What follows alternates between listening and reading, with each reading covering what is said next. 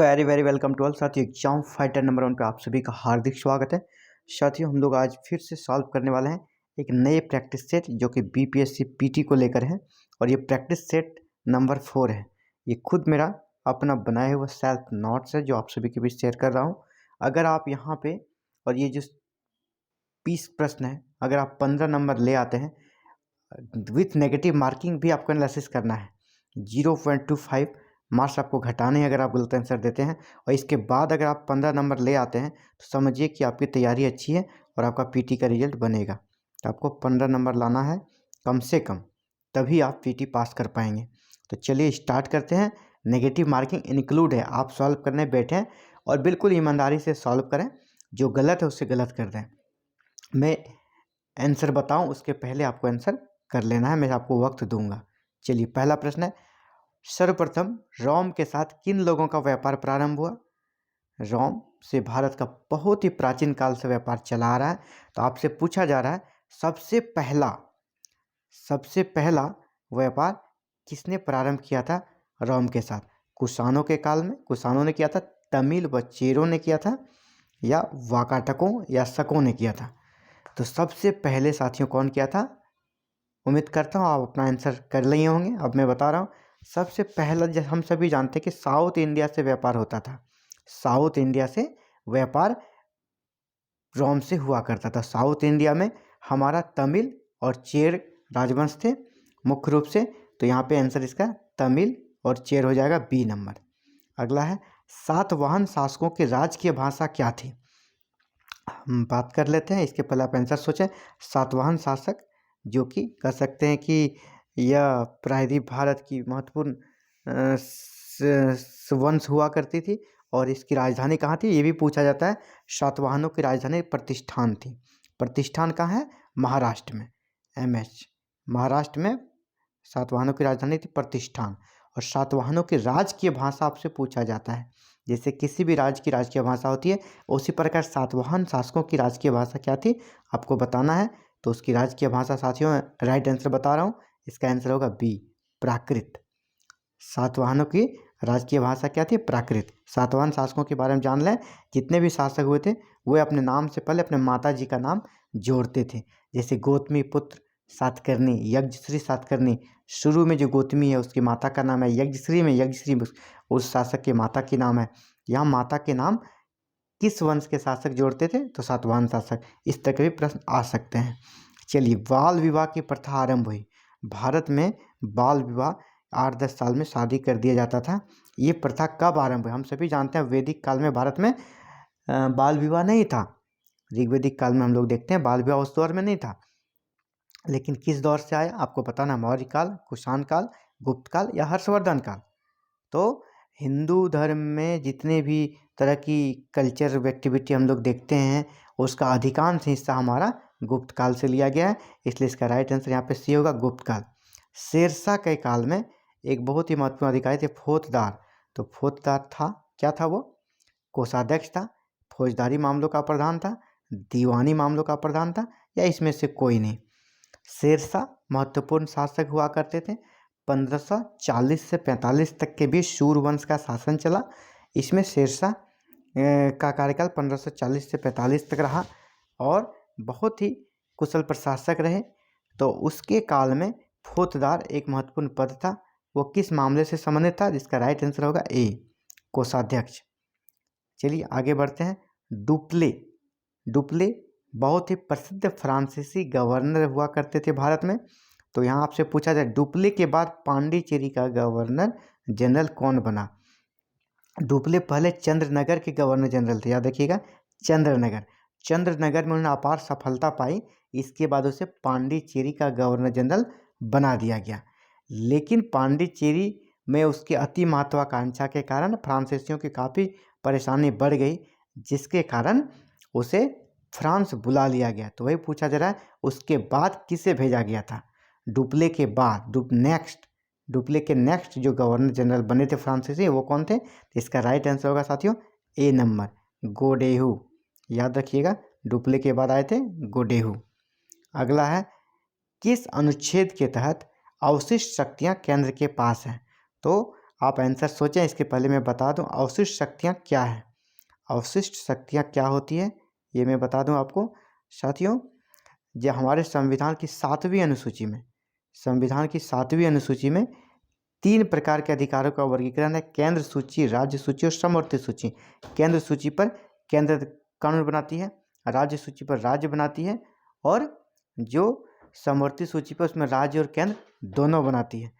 मतलब अवशिष्ट शक्तियों से तात्पर्य है वैसी शक्तियाँ जो कि अभी डिफाइन नहीं है कि वो केंद्र के हिस्से में है या राज्य के हिस्से में है या समवर्ती सूची में। कुछ ऐसे क्षेत्र हैं जो छूट गए थे, यानी अवशिष्ट जो शेष रह गए थे, जो किसी में नहीं है, जिसकी सूची संघ में भी नहीं है, राज्य में भी नहीं है, समवर्ती में भी नहीं है, तो वो किस में है? तो वो आपका किस में है? तो वो केंद्र के पास। अवशिष्ट शक्तियाँ किसके पास है? केंद्र के पास। ये भी प्रश्न पूछा जाएगा, अवशिष्ट शक्तियाँ किसके पास रहती है? तो केंद्र के पास। तो वो कौन सा अनुच्छेद केंद्र को अवशिष्ट शक्तियों के बारे में अधिकार देता है? तो वो हमारा अनुच्छेद 248 है, डी नंबर। इंपॉर्टेंट प्रश्न यहाँ से 2 बन सकते हैं। अवशिष्ट शक्तियों पर किसका अधिकार है? तो केंद्र का। किस अनुच्छेद के तहत? तो 248 के तहत। अगला है संविधान के किस अनुच्छेद में सर्वोच्च न्यायालय के न्यायाधीश पर महाभियोग चलाने जाने का प्रावधान है? किस अनुच्छेद में सर्वोच्च न्यायालय के न्यायाधीश पर महाभियोग चलाए जाने का प्रस्ताव है, प्रावधान है? तो देखिए अनुच्छेद यहाँ पे 4 है, आपको इसमें राइट आंसर चुनना है। इसके पहले मैं बता दूं महाभियोग क्या होता है। साथियों, महाभियोग राष्ट्रपति या सुप्रीम कोर्ट और हाई कोर्ट के जजों को हटाने की एक प्रक्रिया है, जिससे कि महाभियोग प्रस्ताव संसद यानी लोकसभा और राज्यसभा और राष्ट्रपति के सहयोग से पूरी होती है। ये प्रस्ताव लोकसभा या राज्यसभा कहीं भी लाया जा सकता है। अगर लोकसभा में प्रस्ताव, महाभियोग प्रस्ताव को लाया जाएगा तो लोकसभा में लाने के लिए 100 और राज्यसभा में लाने के लिए 50 एमपीस की सहमति चाहिए, और दोनों सदनों से अलग अलग विशेष बहुमत से पारित करने के बाद राष्ट्रपति उसमें अप्रूवल देते हैं, तब महाभियोग की प्रक्रिया पूरी होती है। तो यहाँ पर पूछा जा रहा है आपसे राष्ट्रपति पर महाभियोग लगता है वो नहीं, आपसे पूछा जाएगा सुप्रीम कोर्ट के जज पर जो महाभियोग लगता है उसको जो प्रावधान है वो किस अनुच्छेद के तहत है। यहाँ आप देख लें, इसका राइट आंसर होगा आर्टिकल 124, 124, 124 में भी 124(4), इसका भी एक सेक्शन है, सब सेक्शन 124(4) में सुप्रीम कोर्ट और हाई कोर्ट के जजों को हटाने के लिए महाभियोग का प्रावधान है। सबसे पहला महाभियोग किस पर लगाने का प्रयास किया गया था? तो पी.डी. दिनाकरन कर्नाटक हाईकोर्ट के जज थे। ये भी प्रश्न पूछा जा सकता है, अब याद करिएगा। अब तक कितनी बार राष्ट्रीय आपातकाल की घोषणा राष्ट्रपति द्वारा की जा चुकी है? राष्ट्रीय आपातकाल, नेशनल इमरजेंसी भारत में कितनी बार लगी, आपसे ये पूछा जा रहा है। इसके पहले मैं नेशनल इमरजेंसी के बारे में बात कर लूँ। नेशनल इमरजेंसी संविधान के किस अनुच्छेद के तहत, ये भी आपसे पूछा जा सकता है। तो 352 के तहत देश में नेशनल इमरजेंसी लग जाती है। सारा पावर सेंटर के पास चला जाता है, केंद्र सेंट्रल के पास चला जाता है, केंद्र के पास कर सकते हैं। पीएम राष्ट्रपति के नाम से पूरे देश में शासन करते हैं। तो ये अब तक टोटल 3 बार लगा है, 3 बार। कब कब, इसे भी याद रख लें। सबसे पहला चीन से जब युद्ध हुआ 1962 में लगा, 1962 में लगा। दूसरा जब बांग्लादेश स्वतंत्र हुआ, पाकिस्तान के खिलाफ युद्ध हुआ तो 1971 में लगा। और तीसरा 1975 में लगा, तो 1975 में लगा, तो 3 बार लगा है। ये दोनों एक साथ ही ख़त्म किया गया था और ये अलग था। ये दोनों था पहला और दूसरा युद्ध के कारण, और तीसरा जो था 1975 वाला इंदिरा गांधी के काल को इसका काला धब्बा माना जाता है। और 1975 में जो लगाया गया तीसरा, यह आंतरिक अशांति के आधार पर लगाया गया था, जिसे कि आज देखते होंगे बीजेपी, इसे कहते हैं जून 1975 में लगाया गया था।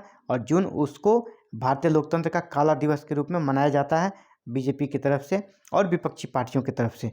तो ये जो लास्ट तीसरा जो लगाया गया था ये काफ़ी विवादित रहा था। चलिए, इसका राइट आंसर 3 हो गया, बी नंबर। अगला है प्रथम वित्त आयोग के अध्यक्ष। वित्त आयोग के अध्यक्ष, पहले वित्त आयोग के अध्यक्ष कौन थे?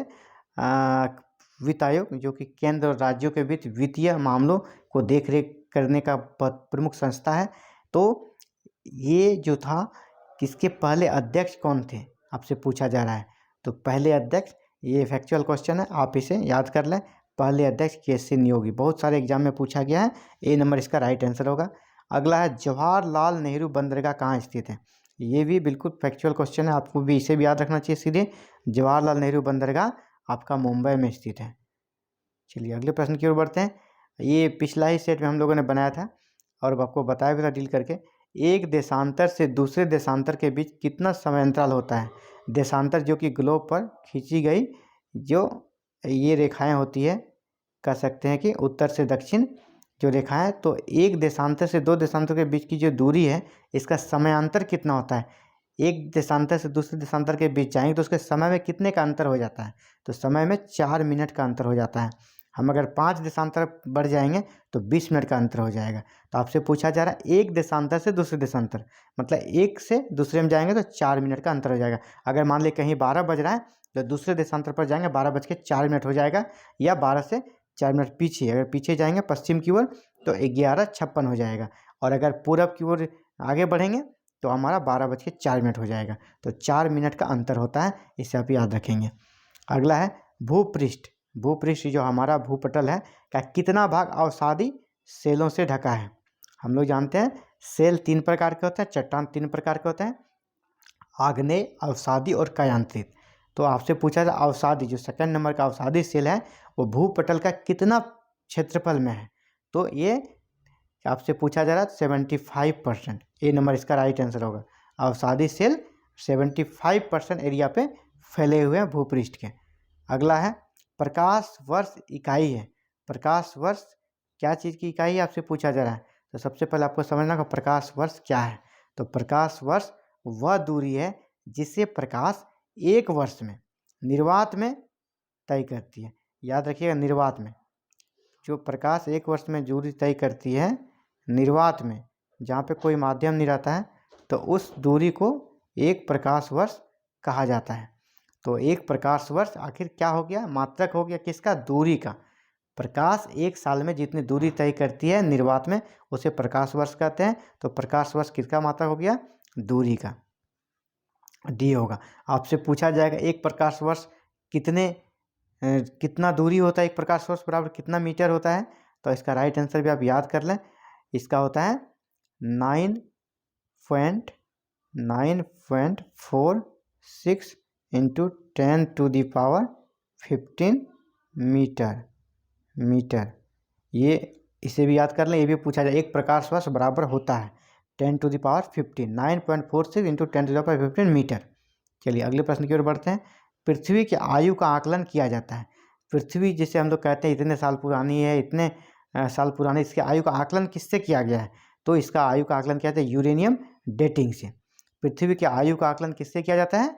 यूरेनियम डेटिंग से। अगला है स्टेनलेस स्टील।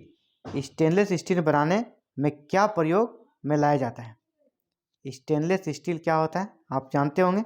यह एक इस्पात है जो जिसमें कि जंग रोधी होता है, जंग नहीं लगता है। स्टेनलेस स्टील बहुत सारे चीज़ों में आप देखते होंगे यूज किया जा रहा है। जैसे सबसे छोटा उदाहरण ब्लेड में आपने देखे होंगे जंग नहीं लगता है। तो स्टेनलेस स्टील का जो बनाया जाता है इसमें क्या मिलाया जाता है? इसमें 2 चीज़ें हैं, इसका क्रोमियम और निकेल।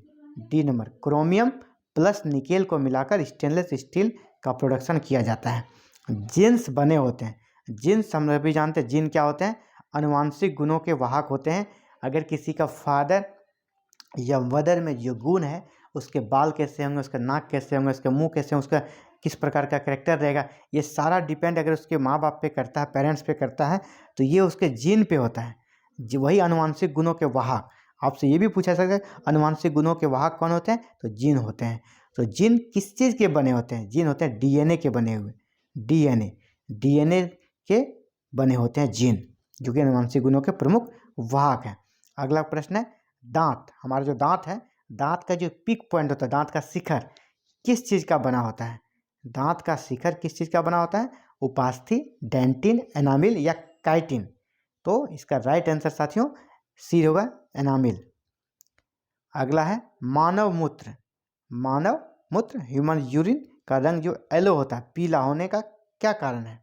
मानव मूत्र का रंग पीला होता है, तो इसका कारण क्या है आपसे पूछा जा रहा है। राइट आंसर आपको बताना है यूरोक्रॉन, बाइल, रुधिर या कोलेस्ट्रॉल।